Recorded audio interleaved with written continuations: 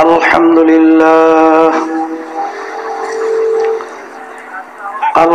لله نحمده ونستعينه ونستغفره ونؤمن به ونتوكل عليه ونعوذ بالله من شرور أنفسنا من يهده الله فلا مضل له ومن يضلله فلا هادي له ونشهد أن لا إله إلا الله وحده لا شريك له ونشهد أن محمدا عبده ورسوله أما بعد فأعوذ بالله من الشيطان الرجيم بسم الله الرحمن الرحيم يا أيها الذين آمنوا صلوا عليه وسلموا تسليما اللهم صل على سيدنا ونبينا شفيعنا وحبيبنا ومولانا محمد صلى الله عليه وعلى آله وأصحابه وبارك وسلم اللهم صل على سيدنا ونبينا شفيعنا وحبيبنا ومولانا محمد صلى الله عليه وعلى آله وأصحابه وبارك وسلم اللهم صل على سيدنا ونبينا وشفيعنا وحبيبنا ومولانا محمد صلى الله عليه وعلى آله وأصحابه وبارك وسلم أعوذ بالله من الشيطان الرجيم بسم الله الرحمن الرحيم قل إن صلاتي ونسكي ومحياي ومماتي لله رب العالمين صدق الله العلي العظيم وقال رسول الله صلى الله عليه وسلم إنما الأعمال بالنيات وإنما لامرئ ما نوى فمن كانت هجرته إلى الله ورسوله فهجرته إلى الله ورسوله ومن كانت هجرته إلى الدنيا أو يصيبها أو امرأة يتزوجها فهجرته إلى ما هاجر إليه أو كما قال عليه الصلاة والسلام শুকরিয়া আদায় করতেছি মহান রব্বুল আলামিনের দরবারে। আল্লাহ ফাল্গুন মাসের মাহফিলের পরে আবার প্রায় বহুদিন পরে অগ্রহায়ণ মাসের মাহফিলের উদ্বোধনী বৈঠকে আল্লাহ যে আপনাকে আমাকে বসার তৌফিক দান করলেন, শুকরিয়া তার সবাই বলি আলহামদুলিল্লাহ।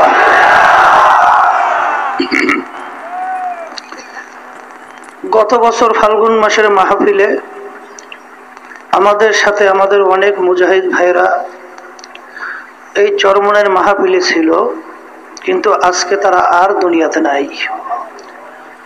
এমন একদিন আসবে যেদিন নিয়ম অনুযায়ী আল্লাহ কবুল করলেন মাহফিল চলতে থাকবে, কিন্তু আপনার আমি আর থাকবো না। এই চরমনের মাহফিল প্রতিষ্ঠিত করে গেছিলেন আমার দাদাজান রহমতুল্লাহি আলাইহি। এই মাহফিলের কার্যক্রম পরিচালনা পরবর্তীতে করছিলেন আমার আব্বাজান রহমতুল্লাহি আলাইহি। দাদাজানও আজকে আমাদের মাঝে নাই, আব্বাজানও নাই।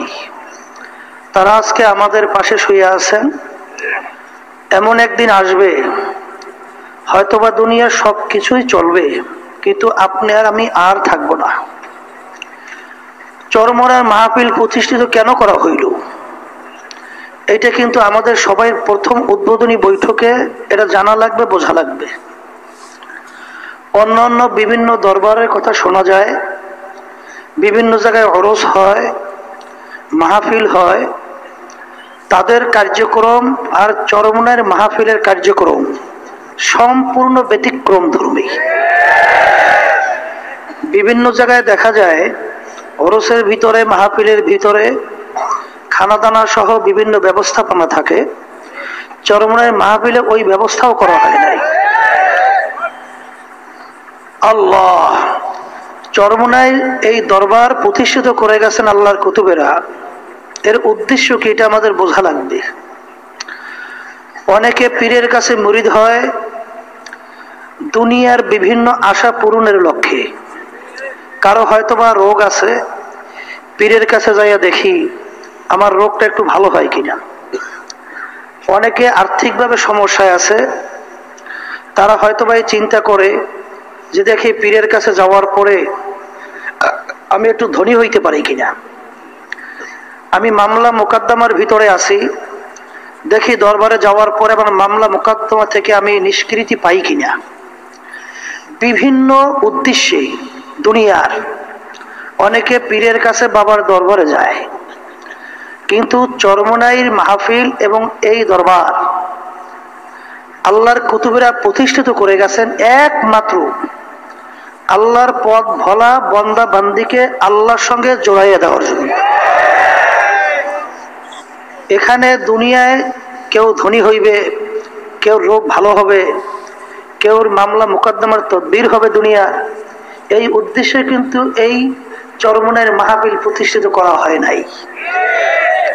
এই জন্য আমার আব্বাজান রহমাতুল্লাহি আলাইহি বলতেন, বাবা যারা বিশেষ করে নতুন চরমনাইতে আসছো, সর্বপ্রথম উদ্বোধনী বয়ানের মাধ্যমেই তোমাদের নিয়তকে সর্বপ্রথম পরিবর্তন ঘটাতে হবে যে আমি চরমনায় কেন আসলাম। যদি কেউ চরমনাইতে দুনিয়ার কোনো মাকসাদ হাসিল হওয়ার উদ্দেশ্যে আইসা থাকেন, আপনারা পুরোপুরি ভুল করছেন। চরমনায় দরবার কিন্তু এর জন্য প্রতিষ্ঠিত করা হয় নাই। তো এখানে আপনি আসছেন কিসের জন্য? এই নিয়তকে আগে শুধরাতে হবে। কুল ইন্না সালাতি ওয়া নুসুকি ওয়া মাহইয়ায়া ওয়া মামাতি লিল্লাহি রাব্বিল আলামিন।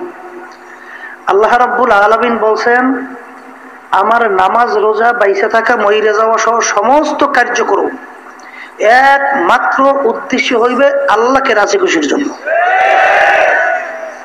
এই জন্য আব্বাজান রহমাতুল্লাহি আলাইহি প্রত্যেক উদ্বোধনী বয়ানে এই আয়াত শরীফ তেলাওয়াত করতেন।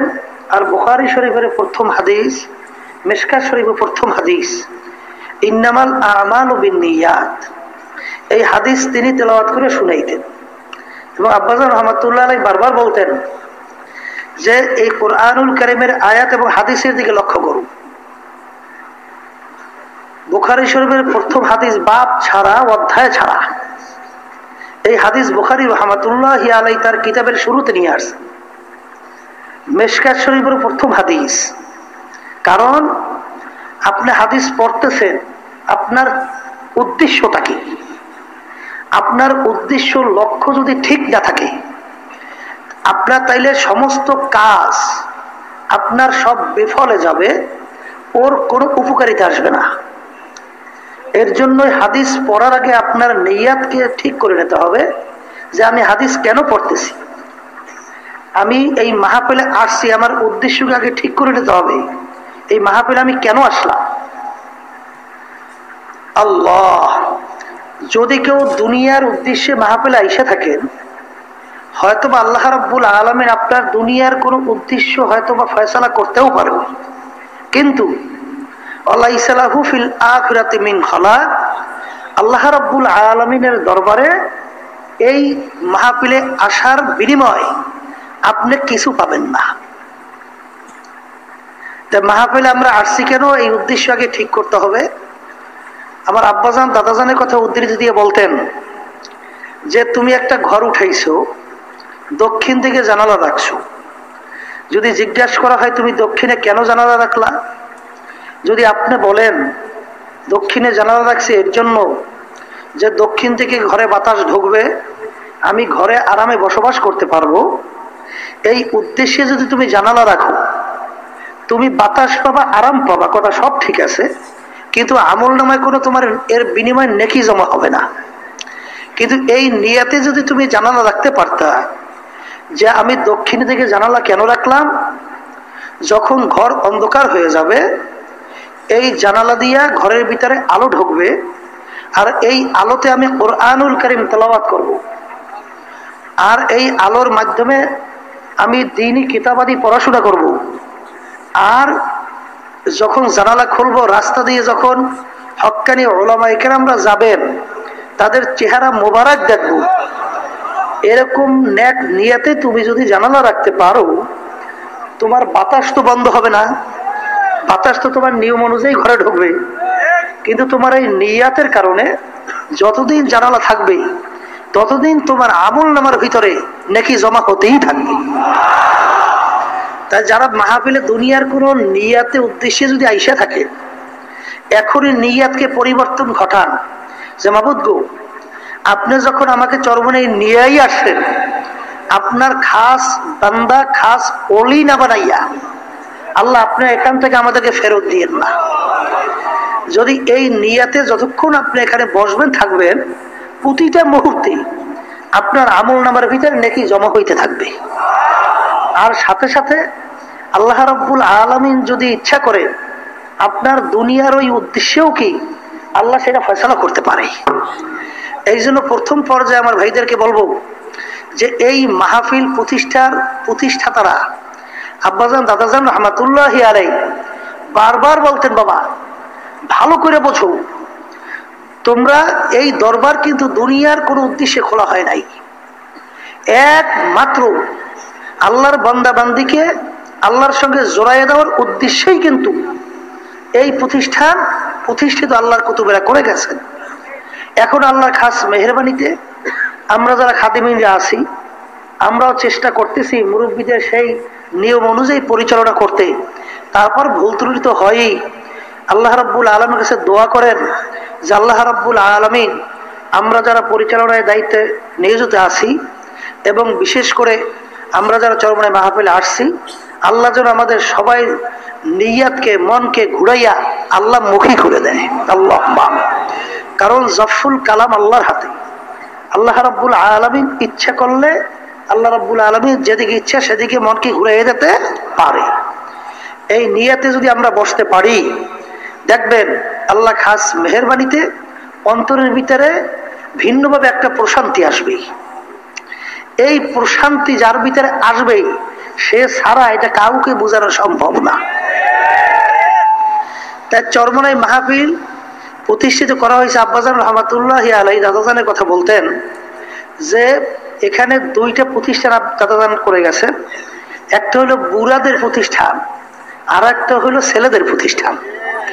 ছেলেদের প্রতিষ্ঠান মাদ্রাসার নিয়ম অনুযায়ী সারা বছর লেখাপড়া হয়, আর মুরব্বীদের জন্য বিশেষ করে বছরে 2 বার ব্যাটারি চার্জের জন্য ব্যবস্থা করে গেছে। এই চরমনাইয়ের মাহফিলে আসা ছাড়া দেখা যায় না একটা লোক পুরাপুরি ভাবে দিনের পথে চলতে পারে, খুব কঠিন। কিন্তু আল্লাহ রাব্বুল আলামিন এই জমিনের ভিতরে এমন এক বরকত রাখছেন, এইটা যারা আসছে তারাই বুঝবেন। এর কারণও আছে, কারণ আল্লাহ রাব্বুল আলামিন বলছেন কুনু মাআস সাদিকিন, তোমরা সাদিকিন বান্দাদের সঙ্গী হও। এখানে আল্লাহর ফজল করবে হাজার হাজার লক্ষ লক্ষ সাদিকিন বান্দারা আছে, তাদের সঙ্গে আপনারা বসছেন। আগুনের পাশে যদি যায় দেখবেন আগুনের একটা ধাপ কিন্তু মানুষের শরীরের ভিতরে লাগে। বরফের কাছে যদি যায় দেখবেন ঠান্ডার একটা ক্রিয়া একটা মানুষের শরীরের ভিতরে লাগবেই। আল্লাহ ওয়ালাদের সঙ্গে যদি একটা সময় কাটানো যায়, আল্লাহর খাস মেহেরবানিতে আল্লাহ ওয়ালাদের একটা তাসির আপনার ভিতরে আল্লাহর হজর লেগে যাবে। এই জন্য কোন এক কবি বলছিলেন, সোহবাতে চলে তোরা চলে কুনাদ, সোহবাতে চলে তোরা চলে কুনাদ, সোহবাতে তলে তোরা তলে কুনাদ, এক জমানা সোহবাতে বা আউলিয়া বেহতার সাদ চলে তাআত বেরিয়া। একটা সময় যদি আপনি আল্লাহ ওয়ালাদের সঙ্গে সাদিকিনদের সঙ্গে কাটাতে পারেন, এ যে কত উত্তম যে 100 বছর বেরিয়ে ইবাদত নফল যেটা কবুলকৃত, এই 100 বছর নফল ইবাদত কবুলকৃত যেই সওয়াব আপনি পাবেন, অল্প সময় যদি সাদিকিন বান্দাদের সঙ্গে আপনি কাটাতে পারেন, তার চেয়েও বেশি আপনার উপকার হইবে। এখানে সাদিকিন বান্দারা আছে, এখানে এমন এক শ্রেণীর আল্লাহর বান্দারা আছে যাদের ভিতরে সব সময় আল্লাহর মারিফা এবং ইশক মুহাব্বতের আগুন ধাউ ধাউ করে জ্বলতে আছে। ওমর ফারুক রাদিয়াল্লাহু তাআলা, হযরত হানজালা রাদিয়াল্লাহু তাআলা আনহু রওনা করছেন রাস্তা দিয়ে আল্লাহর হাবিবের সঙ্গে দেখা করবে। পথের মধ্যে ওমর রাদিয়াল্লাহু তাআলা আনহুর সঙ্গে দেখা। ওমর রাদিয়াল্লাহু তাআলা আনহু জিজ্ঞাসা করে, হানজালা কোথায় রওনা করছো? বলে রওনা করছি আল্লাহর হাবিবের দরবারে। কেন? বলে আমি হানজালা তো মুনাফিক হয়ে গেছি। বলে তুমি কিভাবে মুনাফিক হইলা? বলে যখন আল্লাহর হাবিবের দরবারে আমি থাকি তখন যে আমার দিলের অবস্থা যেই অবস্থায় থাকে, কিন্তু বাড়িঘর রাস্তাঘাটে যখন সংসারের ভিতরে জড়াইয়া যাই তখন এই অবস্থা তো আমার আর থাকে না। তাহলে আল্লাহর হাবিব সাল্লাল্লাহু আলাইহি ওয়াসাল্লামের দরবারে থাকা অবস্থায় যে অবস্থা আমার আর বাহিরে আর এক অবস্থা, তাহলে দুই অবস্থার কারণে আমি হানজালা মুনাফিক হয়ে গেছি। এই জন্য আল্লাহর হাবিবের দরবারে যাইতেছি, এখন আমি কি করব?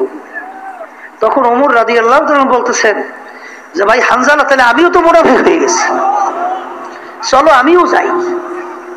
এই রওনা করছে, যাই আল্লাহর হাবিবের দরবার বলেন, ইয়া রাসূলুল্লাহ হাবিবাল্লাহ, আমরা তো মুনাফিক হইছি। বলে তোমরা মুনাফিক হইলে কিভাবে? বলে হুজুর, যখন আপনার সামনে আমরা থাকি তখন যে আমাদের দিলের অবস্থান থাকে, বাড়িঘরে রাস্তাঘাটে গেলে এই অবস্থা তো আমাদের থাকে না। বলে হানজালা ওমর, এতে তোমরা মুনাফিক হও নাই। যখন আমার সামনে তোমরা থাকো তখন যে তোমাদের অবস্থানটা থাকে, এটা যদি সবসময় তোমাদের থাকতো তাহলে ফেরেশতারা রাস্তায় রাস্তায় তোমাদের পায়ের নিচে পাখা বিছাইয়ে দিত। এই অবস্থা সবসময় থাকবেও না, আর এই অবস্থা সবসময় কামনা করাও ঠিক না।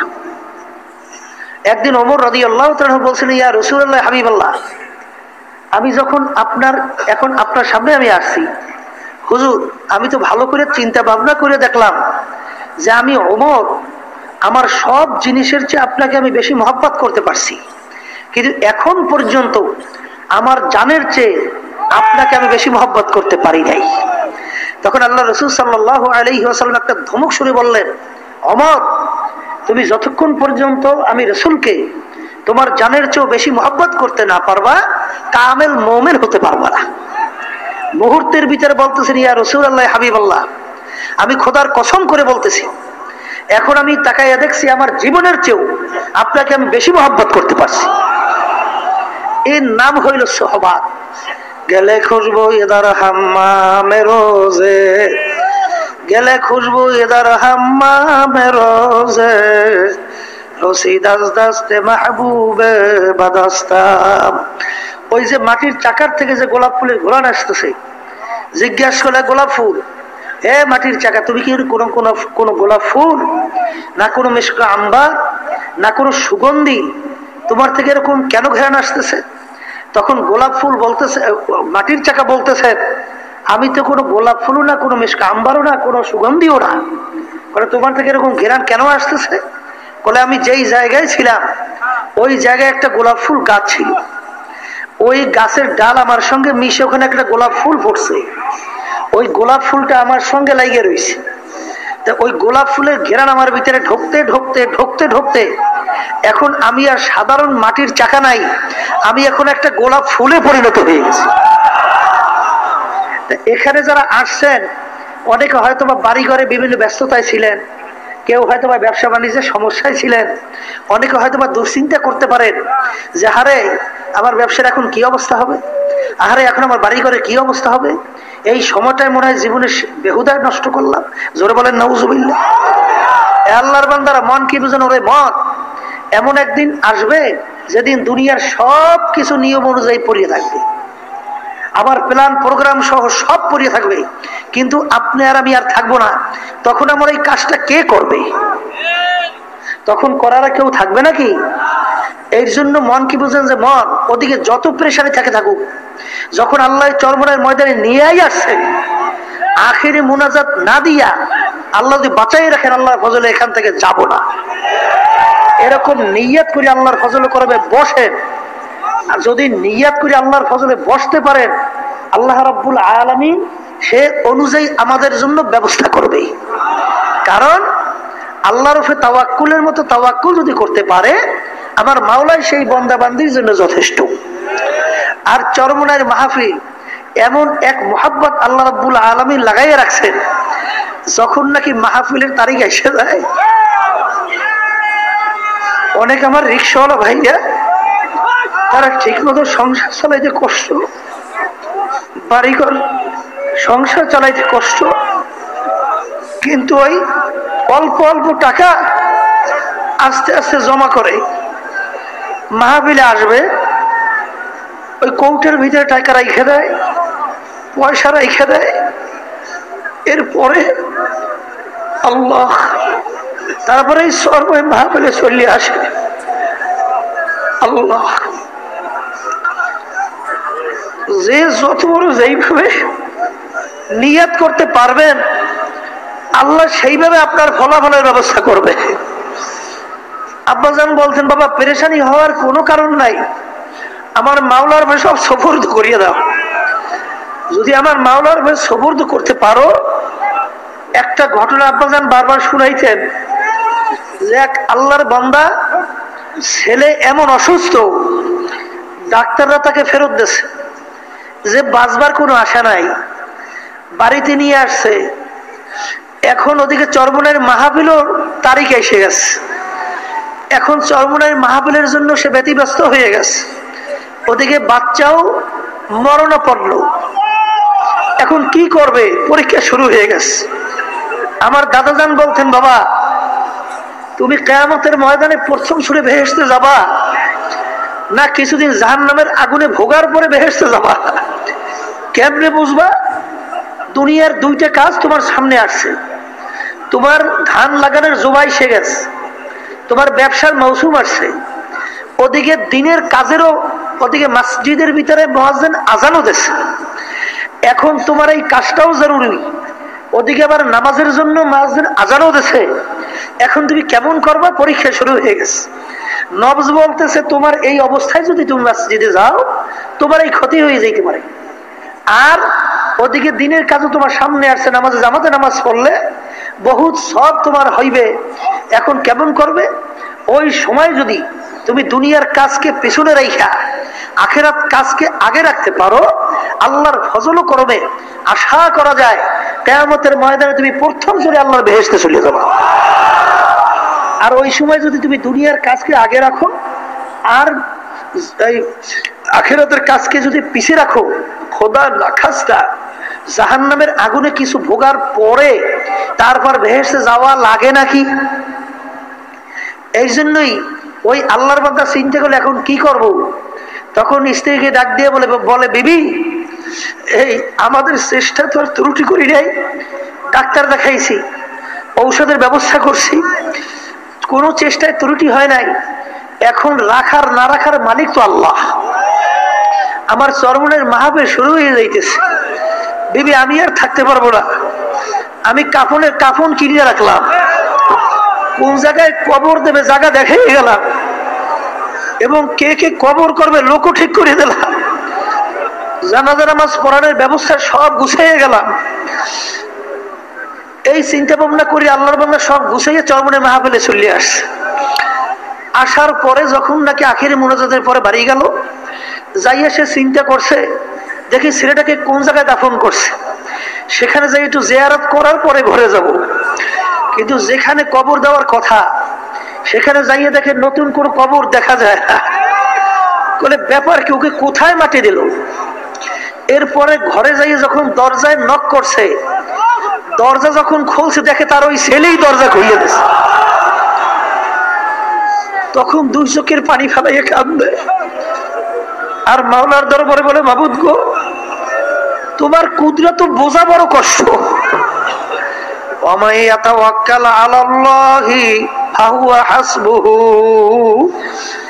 মাল্লাহুল মাওলা হালাহুল কুহুত। যেই বন্ধবান্ধি আমার মাওলার জন্য হইয়া যায়, আমার মাওলা ওই বন্দাবান্দির জন্য হইয়া যায়। ওমাইয়া তাওয়াক্কাল আলাল্লাহি ফাহুয়া হাসবুহু। যেই বন্দাবান্দি আমার মাওলার উপরে তাওয়াক্কুলের মতো তাওয়াক্কুল করতে পারবে, আমার মাওলাই ওই বন্দাবান্দির জন্য যথেষ্ট। ও আল্লাহর বান্দারা, যারা নাকি চরমোনাইর মাহফিলে চলে আসছেন, আমি আমার ভাইদেরকে বলবো, এই চরমোনাইর মাহফিল আল্লাহর কুতুবেরা প্রতিষ্ঠিত কেন করছেন? বারবার বারবার মনকে প্রশ্ন করেন আর উত্তর নেন। বলেন যে ওরে মন, আর এখানে কষ্টের কোনো আল্লাহু আকবার বলতে গেলে শেষ নাই। আমরা ঠিক মতো থাকার বসার ব্যবস্থাও ঠিক মতো করতে পারি নাই, পায়খানা প্রস্রাব সহ খানা দানা কোনো সুন্দর ব্যবস্থা তার তেমন করতে পারি নাই। তারপরে এই প্রতিষ্ঠানে কষ্ট কেন দেওয়া হয়? দেওয়ার একমাত্র উদ্দেশ্য হইল আল্লাহু আকবার। এখানে অনেক আল্লাহওয়ালারা থাকে, এদের সঙ্গে যদি আমরা একটু সময় কাটাতে পারি, আল্লাহর খাস মেহেরবানিতে এই বরকতে তুমিও আল্লাহর ফজলে আল্লাহ ওয়ালা হইয়া যাইতে পারো।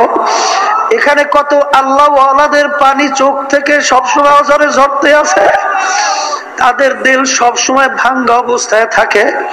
আর আমার মাওলা হাদিসে কুদসির ভিতরে বলছেন, আনা ইনদা মুনকাসিরাতিল কুলুব, আমি মাওলা ভাঙ্গা দিলের কাছে থাকি। যেই বান্দা বান্দির দিলটা ভাঙ্গা চুরচুর হয়ে গেছে, ওই বান্দা বান্দির কলবের ভিতরে দিলের ভিতরে আমার মাওলা রহমত গড়াইয়া গড়াইয়া জমা হইয়া যায়। সব সময় দিলটাকে একটু ভাঙ্গা মন কি বুঝনো রে মন? চরমোনাইতে আল্লাহ যখন নিয়ে আসছে, আখিরি মুনাজাত না দিয়ার যাইতে আসি না। আর মন কি বুঝনো রে মন? এত বছর দুনিয়ার বিভিন্ন কাজের ভিতরে ব্যয় করলাম, এই 3 দিন 3.5 দিনের জন্য একটা মুহূর্ত যেন আমার দুনিয়ার কোনো কাজে সময় নষ্ট না হয়। প্রত্যেকটা মুহূর্ত আমি যেন আমার মাওলার জিকিরের মধ্যে কাটাইতে পারি, প্রতিটা মুহূর্তের ভিতরে আমি যেন ইবাদতের মধ্যে কাটাতে পারি। এখানে কিন্তু পিকনিকের জায়গা না, এখানে কিন্তু বিভিন্ন হোটেল রেস্তোরাঁয় যাই আড্ডা মারার জায়গা না বাবা। এখানে আসছো কেন? সবসময় মন কি বুঝে ওরে মন? জীবনের বহু সময় গল্পে গুজাবে কাটাইলি ওরে মান, বিভিন্ন সময় পিকনিক সহ বিভিন্ন আনন্দতে কাটাইলি। ওই দুনিয়ার বেঈমান বদমাইশদের কথা নগদ জাপাও, হাত পেতে নাও, বাকির খাতায় শূন্য থাক। লাভ কি শুনে দূরের বাধ্য, মাঝখানে যে বেজায় ভাগ। কোন এক নাস্তিক কবি বলছিল, দুনিয়া কা মজা লে লো দুনিয়া তোমারা হ্যায়। এই দুনিয়াটা হইলো আনন্দ ফুর্তির জায়গা, এই দুনিয়ার ভিতরে আনন্দ ফুর্তি মন মতো উপভোগ করে নাও।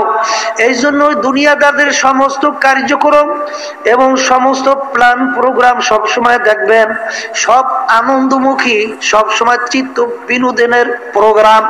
কিন্তু বাবারে, চরমোনাইর আল্লাহর কুতুবরাই প্রতিষ্ঠান প্রতিষ্ঠিত করছেন, এখানে একমাত্র উদ্দেশ্য হলো আখিরাতে নাজাত পাইয়া জান্নাতে যাওয়া। এই উদ্দেশ্যে কিন্তু প্রতিষ্ঠান প্রতিষ্ঠিত করা হয়েছে। ঠিক বাবারে, যারা নাকি ঠিক এইভাবে মন নিয়ে আল্লাহর ফজলে করবে বসতে পারে, আল্লাহর খাস মেহেরবানিতে দেখা গেছে 100 জন লোকের ভিতরে 1 জন লোক আল্লাহর ফজল করবে, আল্লাহর ফজলে মাহরুম হয় না। আর যারা নাকি এই নিয়ত ঠিক মতো করে নাই, মাহফিলে আসছে, বিভিন্ন বাজারে বিভিন্ন দোকানে বিভিন্ন জায়গায় আড্ডা মারছে, বিভিন্ন জায়গায় আনন্দ ফুর্তি ঘোরাফেরা করছে, দেখা যায় বছরকে বছর তারা চরমোনাই মাহফিলে আসতেছে, কোনো পরিবর্তন দেখা যায় না। কারণ কি বাবা, তুমি ঠিক মতো তো নিয়ম অনুযায়ী ঔষধ এবং পরামর্শ শোনো নাই, এর জন্য তোমার কোনো পরিবর্তনও দেখা যায় না। আমার আব্বাজান রহমাতুল্লাহ আলাইহি বলতে, বাবারে মামলা হলো দুইটা, একটা হলো দুনিয়ার মামলা আর একটা হলো আখিরাতের মামলা। দুনিয়ার মামলায় যদি কোনো মানুষ পড়ে বাবারে দেখবে তার চেহারা আল্লাহু আকবার বিবর্ণ হয়ে যায়, অনেক সময় ঘুম পর্যন্ত নষ্ট হয়, অনেক সময় খানা পর্যন্ত বন্ধ হইয়া যায়, বারবার উকিলের বাড়ি দৌড়ায়। আখারে যদি জিজ্ঞাসা করা হয় আপনার চেহারা এরকম বিবর্ণ কেন দেখা যায়, বলে ভাই শোনেন নাই আমি একটা দুনিয়ার এই মামলায় পড়িয়া গেছি। বলে ভাই তাতে এত অস্থির কেন হইলেন? বলে এই মামলায় আমার জেল হওয়ার সম্ভাবনা আছে। বলে জেলে খাইতেও দেবে শুইতেও দেবে, ওই জেলের চিন্তায় চিন্তায় তোমার চেহারা বিবর্ণ হইয়া গেল। আর আব্বাজান বলতেন, ও দুনিয়ার মানুষ, তোমার আমার সামনে আখিরাতের 5টা মামলা দাঁড়াইয়া আছে, এই মামলার কিন্তু তকবীর দুনিয়া থাকা অবস্থায় করার পরে তারপর কিন্তু দুনিয়া থেকে বিদায় দিয়ে কবরে রওনা করা লাগবে। আর দুনিয়া মাজরাতুল আখিরাত, এই দুনিয়াটা হলো আখিরাতের ফসল কামাই করার জায়গা। এই দুনিয়ায় থাকাকালীন সময় মওতের মামলা, কবরের মামলা, মিজানের মামলা, পুলসিরাতের মামলা, কিয়ামতের ময়দানের মামলা, এই মামলার তদবির দুনিয়ায় থাকা অবস্থায় করার পরে তোমার দুনিয়ার থেকে কবরের দিকে পা বাড়ানো লাগবে। আমার আব্বাজান বলতেন, বাবা একটু দুনিয়ার সম্পর্কে একটু মুরাকাবা করো, আখিরাত সম্পর্কে একটু মুরাকাবা চিন্তা করো। দুনিয়ার মামলায় যদি তুমি ঠগো, আল্লাহু আকবার, তোমার জন্য জেলের ব্যবস্থা সরকার রাখলো, ওই জেলের ভিতরে খাইতেও দেবে শুইতেও দেবে, শুধু তোমাকে ইচ্ছা মতো স্বাধীনভাবে চলতে দেয় না। আর বাবারে আখিরাতের যে 5 মামলা তোমার আমার সামনে দায়ের হয়ে আছে, খোদা না খাস্তা যদি কেউ একবার কবরের মামলা, কিয়ামতের ময়দানের মামলা, আখিরাতের পুলসিরাতের মামলা কেউ যদি একবার ঠগো বাবা, আল্লাহু আকবার, আল্লাহু আকবার, ওই কবরের আযাব, কিয়ামতের ময়দানের আযাব, জাহান্নামের আযাব আবারে সহ্য করার শক্তি কিন্তু দুনিয়ার কোন মানুষের নাই। দুনিয়া সম্পর্কে একটু চিন্তা করো, দুনিয়া কয়দিনের, দুনিয়া একেবারে ফাঁকি আর ফাঁকি। আল্লাহ রাসূল সাল্লাল্লাহু আলাইহি ওয়াসাল্লাম বলছেন, আর দুনিয়া জিফাতুন ওয়া তালিবুহা কিলাব। ও আমার উম্মতরা, দুনিয়ার চলে একটা মুর্দা বা মরক। দুনিয়া এবং দুনিয়ার ভিতরে যত সম্পদ আছে, সব সম্পদ কিন্তু একটা মরকের সঙ্গে আল্লাহর হাবিব তুলনা করছেন, অতলিবুহা কিলাব। এবং ওই দুনিয়ার পিছনে যারা নাকি দৌড়াইবে, আখিরাতের স্থায়ী জিন্দেগি ধ্বংস করবে, আল্লাহর হাবিব বলছে তারা হলো দুনিয়ার কুত্তা। দুনিয়াটা হলো মরক, ওর পিছনে যারা আখিরাতের জিন্দেগি ধ্বংস করবে ঘোরার পরে, আল্লাহর হাবিব বলছেন তারা হলো দুনিয়ার কুত্তা। এই দুনিয়া কয়দিনের, একটু মুরাকাবা করো, একটু চিন্তা করো। যারা চিন্তা করছে তাদের কাছে দুনিয়ার কোনো মূল্যই ছিল না। আল্লাহ আল্লাহ। এই যে ওসমান গনি রাদিয়াল্লাহু তাআলা আনহুর নাম শুনছেন, ধনী ওসমান, বাবারে তাদের ভিতরে আখিরাত কত গালেব ছিল, দুনিয়া কত পরাজয় হয়েছিল। বাবারে একবার তার ব্যবসার মাল আসলো, প্রায় 6 থেকে 7 কিলোমিটার লম্বা বহর, মদিনা শরীফ থেকে জুল হুলাইফা পর্যন্ত এত বড় মালের বহর। হারে মালের খুব প্রয়োজন ছিল। বিভিন্ন পাইকাররা এসে বলল, তোমার মালের মূল্য ডবল, 1 টাকায় 2 টাকা, কেউ বলল 3 টাকা, কেউ বলল 4 টাকা। ওসমান গনি রাদিয়াল্লাহু তাআলা আনহু বললেন, এর চেয়ে বড় একটা সুসংবাদ আমার কাছে আছে, 1 টাকায় 10 টাকা পাওয়া যাবে। এই কথা বললে তিনি 6-7 কিলোমিটারের মালের বহর তিনি সব আল্লাহর রাস্তায় দান করিয়া দিল। তাদের কাছে দুনিয়ার কোন মহব্বত অন্তরে জমে নাই। বরফির আব্দুল কাদের জিলানী রাহমাতুল্লাহ আলাইহি, তিনি খুব বড় ধনী ছিলেন। একদিন ছাত্রদেরকে হাদিস পড়াইতেছেন, হঠাৎ এসে একজন বলল, হুজুর আপনার মাল সহ জাহাজ সমুদ্রের ভিতরে ডুবে গেছে। এই কথা শুনে তিনি বলেন, ইন্না লিল্লাহ। বললাই তিনি নিচের দিকে চক্ষু বন্ধ করিয়া একটু নিচের দিকে মাথাটা ঝুঁকাইয়া কিছুক্ষণ থাকার পরে আবার মাথা উঠাইয়া বলল, বাবা পড়ো। তখন ছাত্ররা বলল, হুজুর ব্যাপারটা তো কিছুই বুঝতে পারলাম না। হুজুর শোনার পরে আপনি ইন্না লিল্লাহ পড়লেন, এরপরে চক্ষু বন্ধ করে মাথা নিচে ঝুঁকাইলেন, এরপর পড়লেন বাবা পড়ো, কারণ কি? বলে, বাবা যখন আমার কাছে সংবাদ আসলো যে হুজুর মাল সমুদ্রে জাহাজ তলাইয়া গেল, শোনার পরে সুন্নাত হিসাবে আমি পড়ছি ইন্না লিল্লাহ। এরপর আমি একটু চক্ষু বন্ধ কইরা একটু নিচের দিকে তাকাই একটু মোরাকাবা কইরা দেখলাম যেই যে আমার সম্পদ সমুদ্রে তলাইয়া গেল, এতে কি আমার দিলের ভিতরে কোনো প্রেশানি অস্থিরতা তৈরি হইল কিনা? কিন্তু আল্লাহর খাস মেহেরবানিতে আমার ভিতরে কোনো পেরেশানি আসে নাই। এই জন্য আমি বললাম বাবা পড়ো। বাবারে হাকিকত সে তো দুনিয়া বে খবর হ্যায়, দুনিয়া কি নুমাইশ পর নজর হ্যায়। এই দুনিয়ার হাকিকত সম্পর্কে একটু চিন্তা করো, আর আখিরাতের হাকিকত সম্পর্কে একটু চিন্তা করো। এই দুনিয়া কিন্তু তুমি আর আমি কেউ ছিলাম না, এই দুনিয়া কেউ কিন্তু থাকতেও পারবো না। আসছি আমার মাওলার ইচ্ছায়, আসিও মাওলার ইচ্ছায়, রওনাও কিন্তু করা লাগবে আমার মাওলার ইচ্ছায়। আর দুনিয়ার হাকিকতটা কি? এক আল্লাহর ওলি আমার মাওলার কাছে দোয়া করছিল, মাবুদ গো তুমি একটু দুনিয়ার হাকিকত সম্পর্কে আমাকে একটু দেখাও।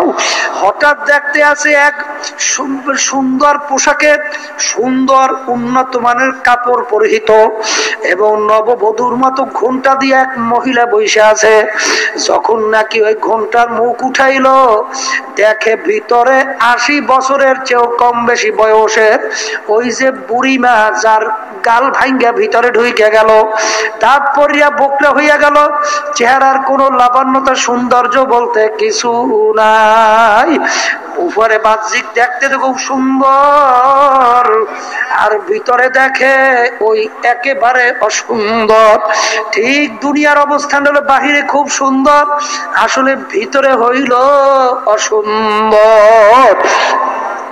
এই দুনিয়ার জিন্দেগি সম্পর্কে একটু চিন্তা করলে দেখবা বাবা, যার যত বয়স হয়েছে একটু পিছনে তাকাইয়া দেখো। ছোটবেলায় ল্যাংটোয় দৌড়াদৌড়ি করছি, এখনো মনে পড়তে আছে। বড় ছোটবেলায় মাঠ পানির ভিতরে দৌড়াদৌড়ি করছি, বাবারে মুরব্বীরা লাঠি নিয়ে দৌড়াইছে, ওর বেশি ডুবাইলে জ্বর হবে, মনে হয় যেন সব কালকের ঘটনা।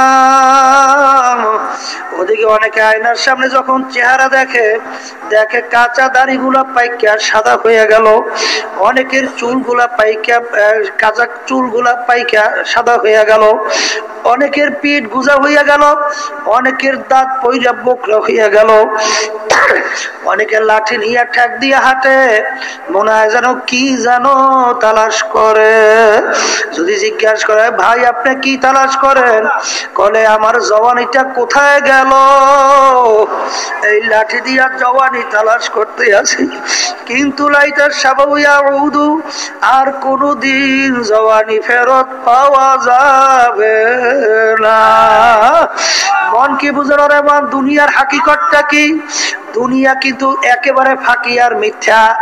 একটু পিছনে তাকাইলে দেখবেন কত লোক নিয়ে একসঙ্গে বাজারে বাজার করলাম, চায়ের টেবিলে চা খাইলাম, কত লোক নিয়ে গল্পের টেবিলে গল্প করলাম, কত লোক নিয়ে কত ধরনের কার্যক্রম দুনিয়ার পরিচালনা করলাম। এখন বাজারে যাইয়া দেখা যায় ওই লোকগুলাকে আর বাজারে পাওয়া যায় না। ওই লোকগুলাকে আর গল্পের টেবিলে পাওয়া যায় না, ওই লোকগুলাকে আর চায়ের টেবিলেও পাওয়া যায় না। আরে তামাম দুনিয়ার যে কোনো প্রান্তে মানুষ থাকলে সেকেন্ডের মধ্যে যোগাযোগ করা যায়। আর বাড়ির দরজায় আব্বা ঘুমাইয়া রইল, আম্মাও ঘুমাইয়া রইল, আত্মীয় স্বজন ঘুমাইয়া রইল, কই আল্লাহু আকবার, তামাম দুনিয়ার যে কোনো প্রান্তে মানুষ থাকলে সেকেন্ডে যোগাযোগ করা গেল। আর এরা যে বাড়ির দরজায় ঘুমাইয়া রইল, আজ পর্যন্ত খবর দিতেও পারলো না, নিতেও কিন্তু পারলাম না। এই হলো দুনিয়ার হাকিকত। আখারেক সেদিন কারো মনে পড়ে আমার আব্বাজান রহমাতুল্লাহ আলাইহির সাথে বসে বসে কথা বলতে আছে, ওই আজকে তো আর তিনি আমাদের মাঝে আর কোনদিন আসবে না, আর কোনদিন আসবে না। আরে যখন নাকি মাহফিলের বয়ানে আসতাম আম্মার কাছে যাইয়া দোয়া চাইতাম, মাথাটা সামনে দিতাম, আম্মা মাথার ভিতরে হাত রাইকে বলতো যাও বাবা যাও, আল্লাহর কাছে সবর তো করিয়া দিলাম। আজকে আসার সময় মনে পড়লো ওই আমার মাকে তো আর দেখা যায় না, আর কাছে দোয়া যাবো।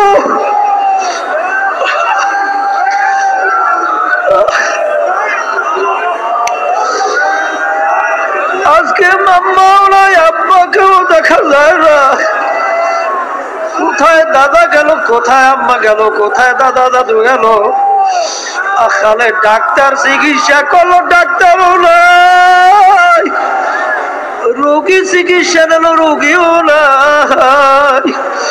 ডাক্তারও নাই, রোগীও নাই। দোকানের বিক্রেতাও নাই, খরিদ্দারও নাই। আর এলাকার মেম্বার চেয়ারম্যান নেতারাও নাই, এলাকার সাধারণ জনগণ নাই। আরে এমন একদিন আসবে যদিও তুমিও থাকবে না, আমিও থাকবো না। হাকিকত সে তু দুনিয়া মে খবর হ্যায়, দুনিয়া কি নুমাইশ পার নজর হ্যায়।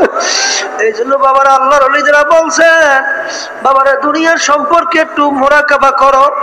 এক আল্লাহর ওলি কিছু লোক নিয়ে বসে আছে, হঠাৎ দেখে আকাশের দিকে তিনটা পাখি উড়িয়া যাইতে আছে। এখন আল্লাহর ওলি জিজ্ঞাসা করে, ভাই বুঝছো পাখি তিনটা কিনা? কলে প্রথম পাখিটা হলো দুনিয়া, আর মাঝখানের পাখিটা হইল তলে। প্রথম পাখিটা হইল তারেক দুনিয়া, তারেক দুনিয়া, মাঝখানে হলো দুনিয়া, আর পিছনে হলো তলেব দুনিয়া। আল্লাহু আকবার, আল্লাহু আকবার। ওই দুনিয়া তরফকারী, দুনিয়া তাকে ধরতে চায়, তাকে ধরতে পারে না। আর মাঝখানে হলো দুনিয়া, পিছনের পাখিটা মাঝখানের পাখিটাকে ধরতে চায়, কিন্তু ওই দুনিয়া তাকে ধরা দেয় না। ও আল্লাহর বান্দারা, যারা নাকি চরমনাইতে আটসমান কি বুঝো রে মন, আল্লাহ আল্লাহ, যদি আজকে আমার মাওলাকে রাজি খুশি করতে পারো, দেখবা আল্লাহর ফজলে দুনিয়া তোমার পায়ের কাছে আসিয়া লুটে পড়িয়া যাইবে, দুনিয়ার লাইটেও সরাইতে পারবা না। আমার আব্বাজান বলতে, দুনিয়ার দিকে তাকাইয়া দেখো, যারা দুনিয়ার ভিতরে আমার মাওলাকে রাজি খুশি করিয়া কবরে গেছে, তারা দুনিয়াতেও বাদশা, আখেরাতেও বাদশা। আবার এই পটুয়াখালী জেলা ইয়ারউদ্দিন সাহেব রহমাতুল্লাহ আলাইহি নদীর কিনারায় শুয়ে আছে, লক্ষ লক্ষ মানুষ যাইয়া কবর জিয়ারত করে। তিনি একজন সাধারণ বাহালিগিরি করত, পেঁয়াজ রসুন আদা বিক্রি করত। আখারে যাইয়া দেখো, তিনি আজকে কবরে শুয়ে রয়েছে, লক্ষ লক্ষ মানুষ পাগল পাড়া হইয়া তার কবরের পাশে সালাম দেয়, দোয়া করে। ওই আমানত শাহ রহমাতুল্লাহ আলাইহি সিটানের মধ্যে জজের চাপরাশি ছিল, জজ বিচার করত, আর আমানত শাহ রহমাতুল্লাহ আলাইহি জজের মাথায় বাতাস করত। জজের খবর নাই, আর আমানত শাহ রহমাতুল্লাহ আলাইহি কিয়ামত পর্যন্ত মানুষ তাকে স্মরণ করতে থাকবে। ওই সিলেটে যাইয়া দেখো, শাহজালাল রহমাতুল্লাহ আলাইহি, শাহপরান রহমাতুল্লাহ আলাইহি, বাগেরহাটে যাইয়া দেখো খান জাহান আলী রহমাতুল্লাহ আলাইহি। এরকম বড় বড় আল্লাহর ওলিরা বাবারে আমাদের পাশে শুয়ে আছেন। ইসহাক সাহেব রহমাতুল্লাহ আলাইহি, আরাই কুতুবুল আলম সৈয়দ ফজলুল করিম রহমাতুল্লাহ আলাইহি, তিনি আমাদের পাশে শুয়ে আছেন। আজকে কবরের পাশে যাইয়া সালাম দেয়, আর দু চোখের পানি ফালাইয়া মানুষ তাদের জন্য দোয়া করে। মন কি বুঝো রে মন, তুমি আমি তো একদিন দুনিয়া থেকে বিদায় নিয়ে কবরে যাব। আমার কবরের পাশে যাইয়া কি মানুষ এরকম ভাবে অন্তর খুলে দুই চোখের পানি ফালাইয়া দোয়া করবে, সালাম দেবে কি না দেবে না? এই প্রশ্ন মনকে বুঝাও, তারপর চিন্তার মাধ্যমে কবরে রওনা করো। আমি আমার ভাইদেরকে বলবো, বাবারে এক মুহূর্ত সময় বেহুদা কাটাইও না, বেহুদা গল্প গুজাবে কাটাইও না। এখানে 3 দিনের মধ্যে নিয়ম অনুযায়ী আল্লাহর কুতুবেরা তোমার আমার ঔষধ, কলব আল্লাহর ফজলের রোগ দূর হওয়ার জন্য এবং আল্লাহর সঙ্গে জড়াইয়া দেওয়ার জন্য বিভিন্ন প্রোগ্রাম আল্লাহর কুতুবেরা করছে। আল্লাহর ফজলে ঠিক মতো যদি পালন করতে পারো, দেখবা আল্লাহর ফজলে করবে পাথরিয়া দেল, আল্লাহর ফজলে মোমের মতো গলিয়া যাইবে। আর সবসময় মাওলার কাছে দোয়া করতে থাকো, কারণ বাবারে বাচ্চা যদি ওয়া ওয়া করিয়া না কান্দে, মা কিন্তু দৌড়াইয়া যাইয়া বাচ্চার মুখে দুধ দেয় না। বাবারে বাবার কাছে সম্পদ টাকা পয়সা, সন্তান যদি না কান্দে, বাপের কাছে অনুনয় বিনয় করে যদি না চায়, বাপ কিন্তু সন্তানকে টাকা দেয় না। ঠিক বাবারে আমার মাওলার কাছে যদি ওরকম অন্তরটাকে ভাঙ্গিয়া অনুনয় বিনয় করে ওয়া ওয়া করিয়া কান্দা যদি একটু মাওলার কাছে চাওয়ার মতো না চাওয়া যায়, তাইলেও কিন্তু আমার মাওলার রহমত পাওয়ার আশা করা যায় না। এই জন্য আমার ভাইদেরকে বলবো, যে যখন আল্লাহ রাব্বুল আলামিন চরমনের মাঠে নিয়ে আসছে, সবসময় মাওলার কাছে দোয়া করো, জিকিরে ফিকিরে থাকো, সবসময় নিয়ম অনুযায়ী প্রতি মুহূর্তকে ইবাদতের ভিতরে কাটাবার চেষ্টা করো। আর সবসময় মাহফিলের জন্য দোয়া করো, মাবুদ গো আপনি এই মাহফিলকে হেদায়েতের জরিয়া বানাইয়া দিয়ে আল্লাহ আমাদের কাউকে আপনার ওলি না বানাইয়া ফেরত দিয়েন না। এ আল্লাহ আমাদের বুঝ যাদের নাই, পুরাপুরি বুঝ আমাদের ভিতরে পয়দা করিয়া দিয়েন। আল্লাহ আল্লাহ আপনি যদি আমাদেরকে বুঝ না দেন, আমাদের বুঝা যাক কোনোদিন সম্ভব না। আর আমার জন্য খাস করে দোয়া করো, আমাদের সবার জন্য দোয়া করিয়ে, আমিও আপনাদের জন্য দোয়া করি। আল্লাহ আমাদের সবাইকে যেন খালেস তার বন্দা হিসেবে কবুল করে। পর্দালে মা বোনরা যারা আছেন তাদের সবাইকে যেন আল্লাহ খালেস বান্দা হিসেবে কবুল করে। আল্লাহুম্মা আমিন। মাবুদ গো,